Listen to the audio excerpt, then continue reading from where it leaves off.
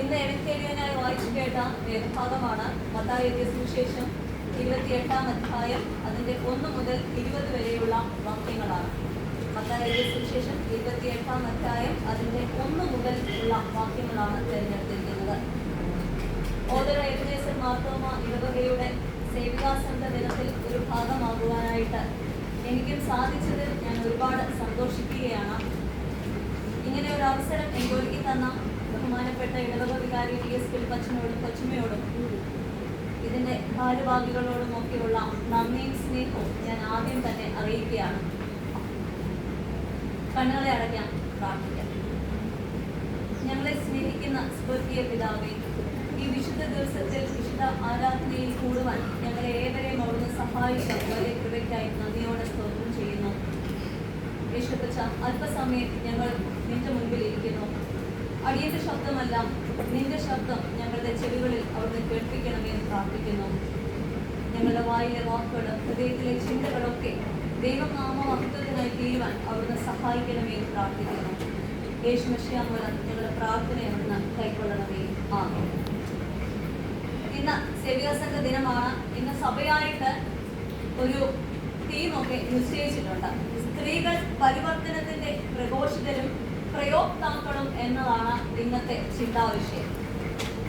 ശ്രീബുദ്ധനെ കുറിച്ച് ബുദ്ധ സാഹിത്യത്തില് ഒരു കഥ ഇപ്രകാരം പറയുന്നുണ്ട്. ശിശുവായ ബുദ്ധൻ താൻ ഓരോ കാലടികളും ഈ ഭൂമിയിലേക്ക് വെച്ച് നടക്കാൻ തുടങ്ങിയപ്പോൾ തന്റെ കാലടികൾ പോകുന്ന വഴികളിലെല്ലാം താമരപ്പൂക്കൾ വിരിഞ്ഞു അത്രേ എന്ന് രേഖപ്പെടുത്തിയിട്ടുണ്ട്.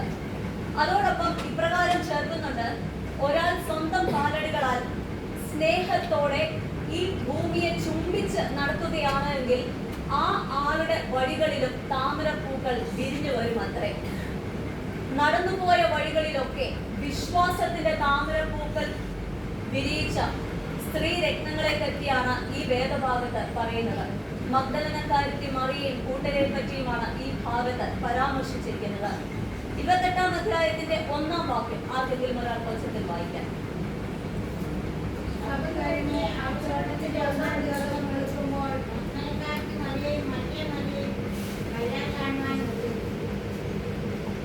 ശബത്ത് കഴിഞ്ഞ് ആഴ്ചവട്ടത്തിന്റെ 1-ാം ദിവസം വെളുക്കുമ്പോൾ മഗ്ദലനക്കാരത്തി മറിയയും മറ്റേ മറിയയും കല്ലറ കാണുവാനായിട്ട് ചെന്നു. നമുക്കറിയാം, അന്നത്തെ കാലത്ത് ഈ ശബത്ത് എന്ന് പറയുന്നത് യഹൂദന്മാർക്ക് യാത്രാവിലക്ക് ഏർപ്പെടുത്തിയിരിക്കുന്ന ഒരു കാലഘട്ടമാണ്. നമ്മുടെ ഇന്നത്തെ ഹർത്താൽ പോലെയൊക്കെയാണ്. നമുക്ക് ഈസി ആയിട്ട് ആ സമയങ്ങളിൽ മൂവ് ചെയ്യാനൊന്നും പറ്റത്തില്ല. നമ്മുടെ വീടിനുള്ളിൽ ഒതുങ്ങിയിരിക്കേണ്ട സമയമാണ്. ആ ഒരു പരിധി കഴിയുമ്പോൾ മാത്രമേ നമുക്ക് പുറത്തേക്ക് ഈസി ആയിട്ട് ഇറങ്ങി നടക്കാനായിട്ട് സാധിക്കത്തുള്ളൂ. അത്രയ്ക്കും തീവ്രമായ സാഹചര്യമായതുകൊണ്ടാണ് പറയുന്നത് ശബത്ത് കഴിഞ്ഞ്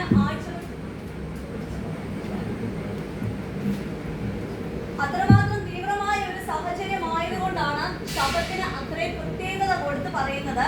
ശബത്ത് കഴിഞ്ഞ് ആഴ്ചവട്ടത്തിന്റെ 1-ാം ദിവസം വെളുക്കുമ്പോൾ ആ ഒരു പ്രഭാതത്തിന് പോലും വലിയ ഒരു പ്രാധാന്യം ഈ ഭാഗത്ത് സൂചിപ്പിക്കുന്നുണ്ട്. സ്ത്രീകള് കർത്തൃ ശുശ്രൂഷയില് സമർപ്പണമുള്ളവരും വിശ്വാസമുള്ളവരും താല്പര്യമുള്ളവരും ത്യാഗമുള്ളവരുമാണ് എന്ന് ഈ ഭാഗം നമ്മളെ വെളിപ്പെടുത്തുകയാണ്. ഒന്നാമതായി പറയുവാൻ ആഗ്രഹിക്കുന്നത്, സേവികാ സംഘം മുൻപേ നടക്കേണ്ട സംഘടനയാകണം. സേവികാ സംഘം മുൻപേ നടന്നു പോകുന്ന സ്ത്രീകളുടെ സംഘടനയാവണം. മറ്റാരും കടന്നു വരാനായിട്ട് ധൈര്യപ്പെടാത്ത, പേടിക്കുന്ന സന്ദർഭത്തിലും സാഹചര്യത്തിലും സമയത്തിലുമാണ് ഈ പറയുന്ന സ്ത്രീകൾ കല്ലറ ലക്ഷ്യമാക്കി മുൻപോട്ട് നടന്നു പോകുന്നത്. ക്രിസ്തുവിന്റെ കൂട്ടാളിയാണ് എന്ന് പറഞ്ഞാൽ ജീവിതത്തിന് തന്നെ അപകടം സംഭവിക്കുന്ന ഒരു സമയമാണ്. ക്രിസ്തുവിന്റെ കൂട്ടരാണ് എന്നറിഞ്ഞാൽ വേട്ടയാടപ്പെടുന്ന ഒരു കാലഘട്ടത്തിലാണ് ഈ സ്ത്രീകൾ സധൈര്യം മുൻപോട്ട് ഈ കല്ലറ ലക്ഷ്യമാക്കി മുൻപോട്ട് നീങ്ങുന്നത്. അതുകൊണ്ടാണ് പത്രോസിനോട് ചോദിക്കുന്നുണ്ട്, നീ കർത്താവിന്റെ കൂട്ടാളിയല്ലേ എന്ന് ചോദിക്കുമ്പോൾ പത്രോസ് തള്ളി പറയുന്നുണ്ട്. കുറെ ശിഷ്യന്മാര് ഓടി മറ്റൊരു ദേശത്തേക്ക് ഓടിപ്പോകുന്നുണ്ട് പേടിച്ച്. ചില ശിഷ്യന്മാര് ഭവനത്തിനുള്ളിൽ വാതിലടച്ച് ഇരിക്കുകയാണ്, പുറത്തോട്ട് ഇറങ്ങാനായിട്ട് പേടിച്ച്, സ്വന്തം ജീവനെ പേടിച്ച്. ക്രിസ്തുവിന്റെ കൂട്ടരെന്ന് പറയാൻ പേടിക്കുന്ന കാലത്ത് ധൈര്യപൂർവ്വം ഇറങ്ങിച്ചെന്നത് സ്ത്രീകളാണ്. മറ്റാരും ആ കല്ലറക്കിലേക്ക് എത്തിപ്പെടാനായിട്ട് ആഗ്രഹിച്ചുമില്ല, തയ്യാറെടുത്തുമില്ല, ഒരു കാൽ മുൻപോട്ട് വെക്കാനുള്ള ധൈര്യം കാണിച്ചുമില്ല. അവിടെ ഉണ്ടായിരുന്നു ഒരു ശിഷ്യന്മാരും ആ കല്ലറക്കിലേക്ക് പോയില്ല, ഒരു പുരോഹിതന്മാരും ആ കല്ലറയിലേക്ക് പോയില്ല, ഒരു സീനിയർ സിറ്റിസൺകാരും ആ കല്ലറയിലേക്ക് പോയില്ല, ഒരു ഗായക സംഘക്കാരും ആ കല്ലറയിലേക്ക് പോയില്ല, ഒരു ക്രൈസ്തവ സമിതിക്കാരും ആ കല്ലറയിലേക്ക് പോയില്ല, ഒരു സൺഡേ സ്കൂൾ കുഞ്ഞുങ്ങളും ആ കല്ലറയിലേക്ക് പോയില്ല, ഒരു യുവജന സഖ്യാംഗങ്ങളും ആ കല്ലറയിലേക്ക് പോയില്ല. ധൈര്യപൂർവ്വം ആ കല്ലറയിലേക്ക് നടന്ന് നീങ്ങുവാനായിട്ട് ധൈര്യം കാണിച്ചത് സേവികാ സംഘങ്ങളാണ്, സ്ത്രീകളാണ്. അവർ നടന്ന വഴികളിലൂടെയാണ് വിശ്വാസം രൂപപ്പെട്ടത്. കല്ലറ കൊണ്ട് അവസാനിച്ചു എന്ന് നമ്മൾ വിചാരിച്ചെടുത്ത് കല്ലറയിൽ നിന്ന് പൊട്ടിമുളച്ച വിശ്വാസമാണ് ഈ സ്ത്രീകൾ നമ്മുടെ മുമ്പിൽ കാണിച്ചു തരുന്നത്. വിശ്വാസത്തിൽ മുൻപേ നടത്തുന്നവരായി നമ്മൾ സ്ത്രീകൾ മാറണമെന്ന് ഈ ഭാഗം നമ്മളോട് സംസാരിക്കുകയാണ്. ഇസ്രായേൽ മക്കളുടെ വിമോചനത്തിന് വേണ്ടി മോശ ജന്മമെടുത്തത്, മോശയുടെ ജീവൻ നിലനിർത്തത് തന്റേടത്തോടെ ധൈര്യത്തോടെ മോശയുടെ അമ്മയും പെങ്ങളും ആ കുഞ്ഞിനെ സംരക്ഷിച്ചത് കൊണ്ടാണ്. ആ വെല്ലുവിളി നേരിട്ടത് കൊണ്ടാണ്, രാജകൽപ്പനയ്ക്കെതിരെയുള്ള വെല്ലുവിളി നേരിട്ടത് കൊണ്ടാണ്, ആ അമ്മയും പെങ്ങളും നേരിട്ടതിന്റെ ഫലമായിട്ടാണ് വിമോചന നായകനായ മോശ ജീവൻ എടുത്തത്, ജീവിച്ചു വന്നത്. ലോകത്തിന്റെ രക്ഷയ്ക്കായി യേശു കുഞ്ഞ് ഈ ഭൂമിയിൽ പിറന്നത്, ഇതാ ഞാൻ നിന്റെ ദാസി, നിന്റെ ഇഷ്ടം പോലെ എനിക്ക് ഭവിക്കട്ടെ എന്ന് വിശുദ്ധ കന്യകാമറിയാം പറയാൻ കാണിച്ച ആ ധൈര്യമാണ് നമ്മുടെ ലോകത്തിന്റെ രക്ഷയ്ക്കായി, നമ്മുടെ രക്ഷയ്ക്കായി ഈ യേശു ക്രിസ്തു ഭൂമിയിലേക്ക് പിറന്നത്. യൂറോപ്പിലെ ആദ്യ ക്രിസ്ത്യാനി എന്ന് പറയുന്നതും ഒരു സ്ത്രീയാണ്. ലുദിയ എന്നാണ് അവളുടെ പേര്. ഇങ്ങനെ മുൻപേ നടക്കുന്ന സ്ത്രീകളുടെ പിന്നിലൂടെ വന്നതാണ് ഈ വിശ്വാസം എന്ന് നമ്മൾ മറന്നു പോകരുത്. നമ്മുടെ പള്ളിയിലും ഭവനത്തിലും ഒക്കെ സ്ത്രീകൾ വേണം വിശ്വാസത്തിന് മുൻകൈയെടുത്ത് മുൻപോട്ട് നടത്തുവാനായിട്ട്. നമ്മൾ പല കാര്യത്തിലും നിർബന്ധം പിടിക്കുന്ന ഒരു കൂട്ടരാണ് എന്ന് നമ്മുടെ ഭർത്താക്കന്മാരും നമ്മുടെ അപ്പന്മാരും നമ്മുടെ സഹോദരങ്ങളും ഒക്കെ പറയും. ഇച്ചിരി പിടിവാശിക്കാരാണ് നമ്മള്. ആ പിടിവാശി കാണിക്കേണ്ടത് സാരി വാങ്ങിക്കാനല്ല, വീട്ടിലെ സാധനങ്ങൾ വാങ്ങിക്കാനല്ല, നമ്മുടെ ഭർത്താവിനെയും നമ്മുടെ മക്കളെയും കൊച്ചുമക്കളെയും ഒക്കെ കൂട്ടി പള്ളിയിലേക്ക് ആരാധനയിലേക്ക് വരുവാനുള്ള പിടിവാശി നമ്മൾ സ്ത്രീകൾ കാണിക്കണം. ഭവനത്തിലെ കുടുംബ പ്രാർത്ഥനയ്ക്ക് നേതൃത്വം കൊടുക്കേണ്ടത് സ്ത്രീകളാണ്. നമ്മൾ വേണം മുൻപോട്ട് വിശ്വാസത്തിന്റെ ഒരു കാലെടുത്തു വെക്കാൻ. അത് കണ്ടുവേണം നമ്മുടെ കുഞ്ഞുങ്ങള്, നമ്മുടെ പ്രായമായവര് ഒക്കെ അത് കണ്ടുവേണം മുൻപോട്ട് കടന്നു നീങ്ങുവാനായിട്ട്. നമ്മുടെ എല്ലാം വീടുകളിൽ അമ്മച്ചിമാരും അമ്മമാരും ഒക്കെ ഉണ്ടെങ്കിൽ അറിയാം, പ്രാർത്ഥനയ്ക്ക് നേതൃത്വം കൊടുക്കുന്നത് അവരായിരിക്കും. എൻ്റെ വീട്ടില് എൻ്റെ അമ്മച്ചിയാണ് എന്നെ പ്രാർത്ഥിക്കാനായിട്ട് പഠിപ്പിച്ചത്. അമ്മച്ചി ഒരു സ്ട്രോക്ക് വന്ന് കിടന്നു പോയപ്പോൾ ഞാൻ പറയുമായിരുന്നു, ആദ്യം ആ വീടിന്റെ പ്രകാശത്തിന് ഒരു മങ്ങലേറ്റു. കാരണം സന്ധ്യയ്ക്ക് തിരി കത്തിച്ച് പ്രാർത്ഥിക്കുന്ന ഒരു ശീലം അമ്മച്ചിട്ടുണ്ട്. അതിനുശേഷമേ വീട്ടിൽ ലൈറ്റ് ഓൺ ചെയ്യാൻ സമ്മതിക്കത്തുള്ളൂ. അതിനുശേഷം 8 മണി 8:30 എന്നുള്ളൊരു സമയമുണ്ടെങ്കിൽ അവിടെ കുടുംബ പ്രാർത്ഥനയുടെ സമയമാണ്. ഞങ്ങൾ പഠിക്കുമായിരിക്കും, അമ്മ അടുക്കളയിലായിരിക്കും, അങ്ങനെ അപ്പം കടയിൽ നിന്ന് വന്ന് ജോലിയൊക്കെ കഴിഞ്ഞ് വിശ്രമിക്കുന്ന സമയമായിരിക്കും. അപ്പം അമ്മച്ചി ആദ്യം എല്ലാവരെയും വിളിക്കും, വാ പ്രാർത്ഥിക്കാൻ, പ്രാർത്ഥന തുടങ്ങാൻ പോവാ എന്ന് പറയും. എന്നിട്ട് അമ്മച്ചി മുന്നിൽ പോയിരിക്കും, പാട്ട് അങ്ങോട്ട് തുടങ്ങും. പാട്ട് തുടങ്ങുമ്പോൾ ഓരോ മുറിയിൽ ഓരോരുത്തരായിട്ട് വന്ന് ആ പ്രാർത്ഥനയിൽ ജോയിൻ ചെയ്യും. സ്ത്രീകൾ എടുക്കുന്ന ഇനിഷ്യേറ്റീവാണ് ആ ഭവനത്തിനെ ഒരു വെളിച്ചമുള്ള ഒരു വിളക്കാക്കി മാറ്റുന്നത്. നമുക്കറിയാം, ഒരു സ്ത്രീകൾ വീട്ടിലില്ല എങ്കിൽ ആ വീടിന്റെ വെളിച്ചത്തിന് എത്രത്തോളം ഒരു പ്രകാശമുണ്ട് എന്ന് നമുക്കറിയാം. അച്ഛൻ്റെ മമ്മി മരിച്ചിട്ട് ആ വീട്ടിലോട്ട് കയറി ചെല്ലാനായിട്ട് പലപ്പോഴും തോന്നാറില്ല. കാരണം വലിയൊരു നിശബ്ദതയാണ് ആ വീടിനുള്ളത്. പാത്രങ്ങളുടെ ശബ്ദം കിണങ്ങുന്ന ആ ഒരു ഭവനമെന്ന് പറയുന്നത് അതാണ് ആ വീടിനെ സജീവമാക്കുന്നത് എന്ന് ഞാൻ പറയും. മമ്മി ഇല്ലാത്ത വീട്ടിൽ ചെന്ന് കയറുമ്പോൾ ഇരുട്ടിന്റെ ഒരു വലിയൊരു ഭയം നമ്മളെ ഭരിക്കും. ചേച്ചി ആ വീട്ടിലുണ്ടെങ്കിൽ പോലും അമ്മയുടെ ഒരു സാന്നിധ്യം ഇല്ലാത്തത് അതെപ്പോഴും വലിയ ഒരു കുറവ് തന്നെയാണ് എന്ന് ഞാൻ എപ്പോഴും പറയും. നമ്മൾ വീട്ടിൽ പ്രാർത്ഥിക്കുമ്പോൾ കുഞ്ഞുങ്ങളെ അടുത്തിരുത്തി പ്രാർത്ഥിപ്പിക്കുവാൻ നമ്മൾ ശ്രമിക്കുന്നവരാണ്.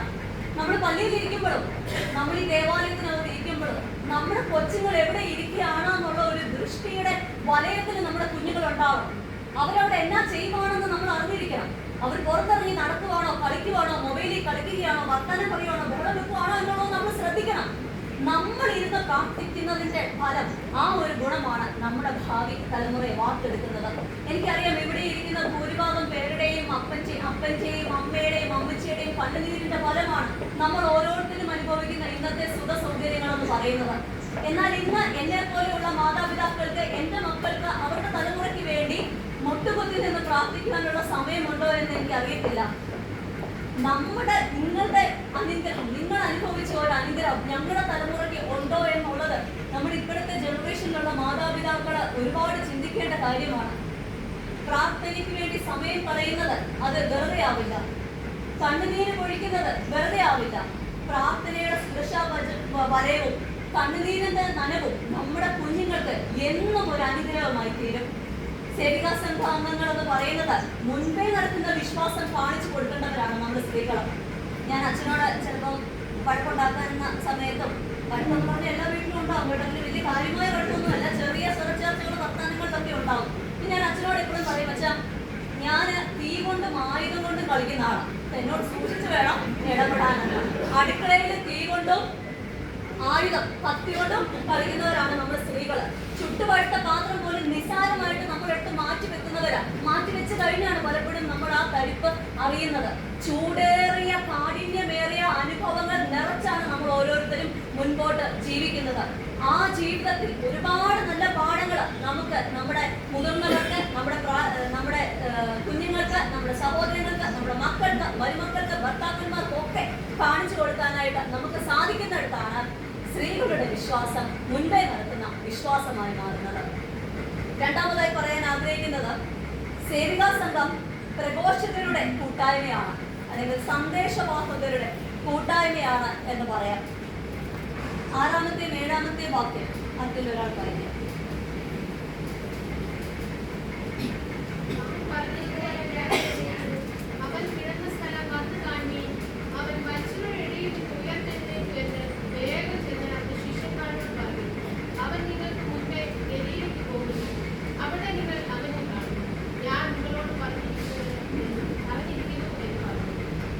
ഇവിടെ ക്രിസ്തു ഉയർത്തെഴുന്നേറ്റു എന്ന സന്ദേശം ലോകത്തെ അറിയിക്കാനായിട്ട് നിയോഗം ലഭിച്ചതാണ് ഈ സ്ത്രീകൾക്ക്.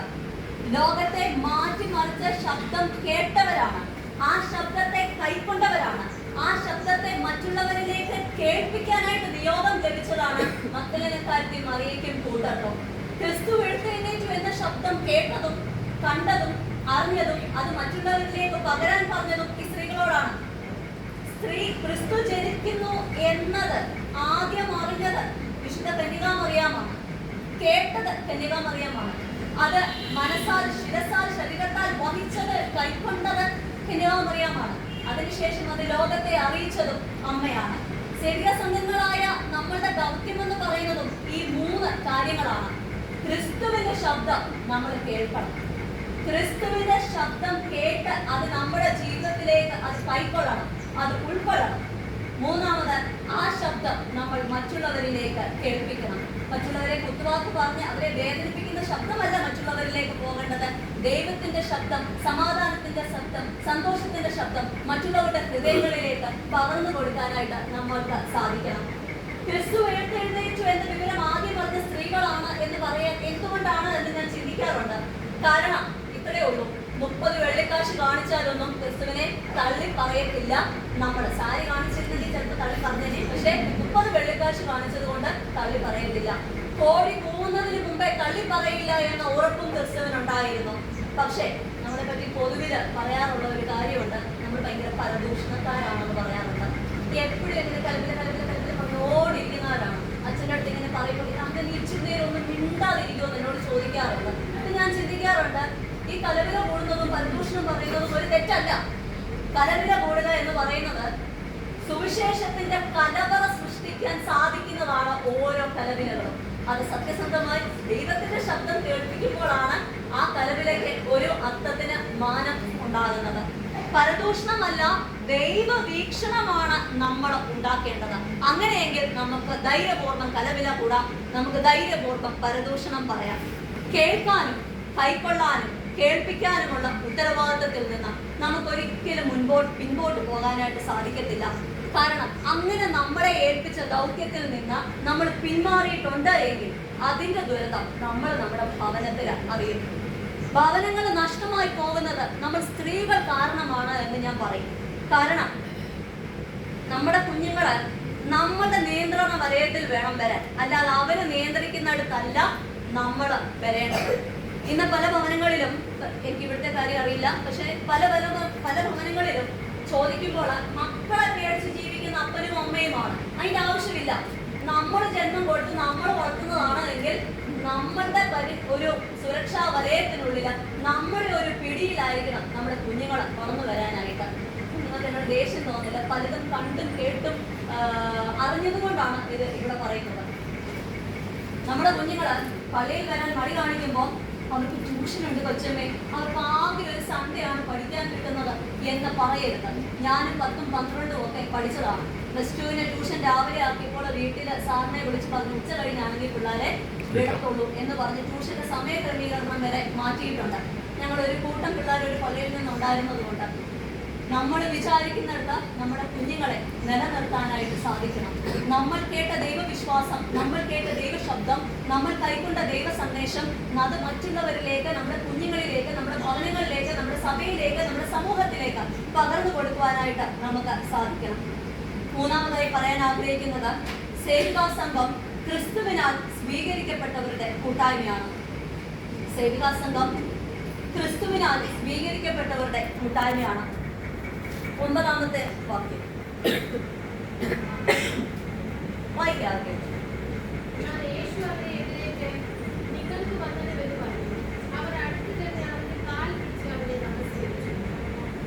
ഉയർത്തെഴുന്നേറ്റ ക്രിസ്തുവിനെ ആദ്യ മുഖാമുഖമാണ് ഇവിടെ സ്ത്രീകൾക്ക് നൽകുന്നത്. എന്തുകൊണ്ടാണ് ക്രിസ്തു ഈ സ്ത്രീകളെ സ്വീകരിച്ചു എന്ന് ചോദിച്ചാൽ, ഈ സ്ത്രീകള് ക്രിസ്തുവിന്റെ ഒപ്പം ഉണ്ടായിരുന്നവരാണ്, സന്തോഷത്തിലൊപ്പം ഉണ്ടായിരുന്നവരാണ്, ദുഃഖത്തിലൊപ്പം ഉണ്ടായിരുന്നവരാണ്, വേദനയിൽ ഒപ്പം ഉണ്ടായിരുന്നവരാണ്. ആ ഒരു കാലഘട്ടത്തിലെ ഈ ശിക്ഷാവിധി എന്ന് പറയുന്നത് ഭയങ്കര ക്രൂരമാണ്. യേശുവിനെ ക്രൂശിച്ചതൊക്കെ നമുക്കറിയാം. അത്രമാത്രം സ്ത്രീകളെ സംബന്ധിച്ച് അതൊന്നും കണ്ടു നിൽക്കാനുള്ള ത്രാണി ഉള്ളവരല്ല. നമ്മൾ ഭയങ്കര ധൈര്യമുള്ളവരാണെന്ന് പറഞ്ഞാലും മറ്റൊരാളെ വേദനിപ്പിക്കുന്നത്, ദുരിതപ്പെടുത്തുന്നത് കണ്ടുകൊണ്ടിരിക്കാനുള്ള ത്രാണി ഉള്ളവരല്ല സ്ത്രീകൾ. പക്ഷെ ആ ഒരു സമയത്ത് പോലും തങ്ങളുടെ സാന്നിധ്യം ഒരു സ്വാന്തവനമായി മാറുമെന്ന് പറഞ്ഞ് അവിടെ ക്രൂശീകരണ സമയത്ത് കർത്താവിന്റെ മുമ്പിൽ മുഖാമുഖമായി നിന്നവരാണ് ഈ മഗ്ദലനക്കാരത്തിയും മറിയയും കൂട്ടരും. അതുകൊണ്ടാണ് കർത്താവിന്റെ ഒപ്പം, കർത്താവിന്റെ വേദനയിൽ നിന്നവരെ അവരുടെ മുന്നിൽ ആദ്യം ദൈവം പ്രത്യക്ഷപ്പെട്ടു എന്ന് ഞാൻ വിശ്വസിക്കുന്നത്. മഗ്ദലന മറിയവും കൂട്ടരും തങ്ങളുടെ സാന്നിധ്യം ഒരു സ്വാന്തവനമാണ് എന്ന് വിചാരിച്ച് തങ്ങളുടെ ക്രൂശിന്റെ കാൽക്കൽ ഇരിക്കുകയാണ്. എന്തുകൊണ്ടാണ് എന്ന് ചോദിച്ചാൽ, അവരുടെ പല ആനന്ദങ്ങളും സന്തോഷങ്ങളും പല ത്യാഗങ്ങളും സഹിച്ചാണ് അവരവിടെ നിൽക്കുന്നത്. ലോകത്തിന്റെ രക്ഷകനായി വന്ന യേശുക്രിസ്തു ഈ ഭൂമിയിൽ പൂജാതനാകാനുള്ള കാരണം വിശുദ്ധ കന്യക മറിയാം എടുത്ത ധൈര്യമാണ്, ചില ത്യാഗങ്ങളാണ്, ചില ആനന്ദങ്ങൾ ത്യജിച്ചതുകൊണ്ടാണ്. ഒരു പെൺകുട്ടിയുടെ കല്യാണം ഒക്കെ നിശ്ചയിച്ചു കഴിയുമ്പോൾ 7 നിറത്തിലുള്ള മഴവിൽ നിറങ്ങളിലുള്ള സ്വപ്നങ്ങൾ കണ്ടാണ് അവൾ ഇരിക്കുന്നത്. ആ സ്വപ്നങ്ങളിലേക്ക് ഒരു കാർമേഘം വന്ന് മൂടിയതുപോലെയായിരുന്നു ആ ദൂതന്റെ അറിയിപ്പ്, അല്ലെ? വിവാഹം കഴിക്കുന്നതിന് മുമ്പ് നീ അമ്മയായി കുഞ്ഞിനെ പ്രസവിക്കുമെന്ന് പറയുമ്പോൾ ആ വിവാഹ സ്വപ്നങ്ങൾ അവിടെ തകർന്നു പോവുകയാണ്. ആ പെൺകുട്ടിയുടെ മാത്രം സന്തോഷമല്ല ആ വീട്ടിൽ തകർന്നു പോയത്. മകളെ കല്യാണം കഴിച്ച് കാണാൻ, ആ വിവാഹ വേഷത്തിൽ കാണാൻ കൊതിച്ചിരിക്കുന്ന അപ്പനും അമ്മയും സഹോദരനും സഹോദരിയും ഒക്കെയുള്ള ഒരു കുടുംബം, അവരുടെ സന്തോഷവും അവരുടെ ആനന്ദങ്ങളുമാണ് അവിടെ നഷ്ടപ്പെട്ടു പോകുന്നത്. ഗർഭിണിയാവുന്നതിലൂടെ നമുക്കറിയാം, ഇഷ്ടപ്പെട്ട ആഹാരം കഴിക്കാനുള്ള ആനന്ദം നമ്മളിൽ നിന്ന് നഷ്ടപ്പെട്ടു പോവുകയാണ്. ഇഷ്ടപ്പെട്ട വസ്ത്രം ധരിക്കാനുള്ള ആനന്ദം നമ്മളിൽ നിന്ന് നഷ്ടപ്പെട്ടു പോവുകയാണ്. കംഫോർട്ടബിളായിട്ട് യാത്ര ചെയ്യാനുള്ള നമ്മുടെ ആനന്ദം നഷ്ടപ്പെട്ടു പോവുകയാണ്. ഉറങ്ങാനുള്ള നമ്മുടെ ആനന്ദം നഷ്ടപ്പെട്ടു പോവുകയാണ്. സമയത്ത് കഴിക്കാനുള്ള നമ്മുടെ ആനന്ദം നഷ്ടപ്പെട്ടു പോവുകയാണ്. നമ്മൾ ഇങ്ങനെ പല ആനന്ദങ്ങൾ ത്യജിച്ചതിന്റെ ഫലമാണ് ഈ